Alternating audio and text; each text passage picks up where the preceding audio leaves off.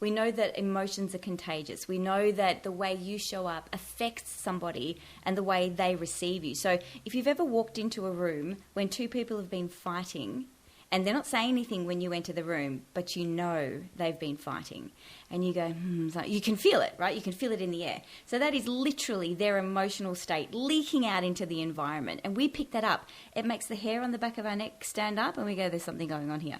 So when you enter into a conversation and you bring that energy or that emotional state with you, in fact, there's studies that show that if you're, for example, they've put the electrodes on people, and they're what's the word? They're measuring people's stress responses, and they get all these people in an audience, and they get a speaker on stage, and they make them really rough, like really, really nervous. You know the ones, you've seen the ones, really, really nervous, and the ones where you're sitting there going, oh God, I hope they make it. And as the presenter's blood pressure goes up, so too does the audience's blood pressure. So we know these things are contagious. And so when you enter in a conversation like that, your state determines the person's state. So if you just relax and go, there's no charge here, it's just a normal conversation, already they're going to be in a better state to receive your message.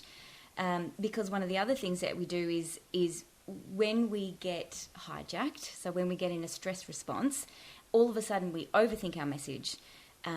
We lose access to what we really want to say, just that clarity of message.